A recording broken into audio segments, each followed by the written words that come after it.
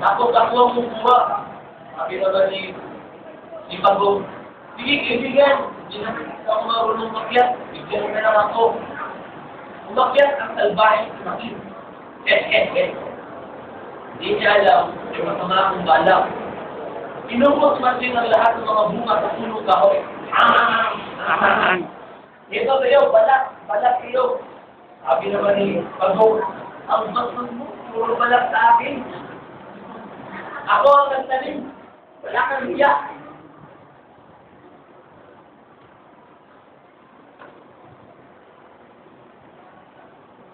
Dahil sa daya ni Masin, ay may naisip si Pagong.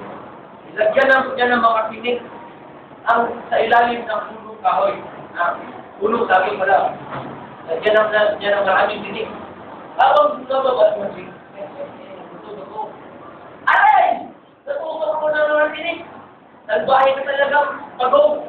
Sabi naman ni Pagong, buti yan si Lord dahil ang daya ko. Bumaba si Masin at kumuha ng matalim na bagay. Pada. Mamaya ka lang sa akin, Masin. Mamaya ka lang sa akin, Pagong. Meron akong espada. Ito ay espada. Ang ginawa ni Panjay, nakay ka ngayon. Sabi naman ni Pagong, sige, kung pagpipirang-pirasuin mo ako, dadami kami, magkapag-ibig kami, para ako sinaro ko. Dadami ako, at saka, matatagalan kang talunin kami. Napaibig si Masin. Tama, no? Ano kaya ang gagawin ko? Nakaisip ulit si Pagong, si Masin. Bumuha siya ng apoy. Ito na lang, masulugin kita. Itong apoy na to ay galing pa kay Flame Conference. Bumuha siya ng apoy. Masulugin kita. Sabi naman si Pagong, sige, kung tutulugin mo ako, pupula ako at masigi ako gagawin. Magsusupertayan ako. Nahirap ako talunin. Naisip ulit si Pagong at si Masin. Ano kaya ang gagawin ko? Alam ko na, itatapon na lang kita sa dagat. Sabi ni Pagong, wag, yan ang kainahan ko. Hindi ako marunong ng naway.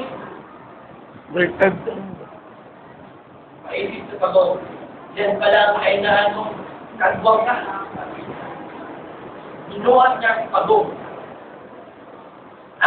Patay ka ngayon. Itinapon niya sa dagat. Nagmamakaawa si Pagong. Wag, Masin, maawa ka. Itinapon niya. Pero, hindi niya alam na si Pagong pala ay isang magaling na manlalakoy. Tumawa si Pagong. Ang bobo mo talaga, Masin. Dahil sabi kita, ito ang tunay na tahanan ko. Sabi naman ni Masin, naisahan ako ng brokong yun Kaya mula noon, si Masin, sa lahat ng mga kanyang gawain, ay naging patas niya sa kanyang ako.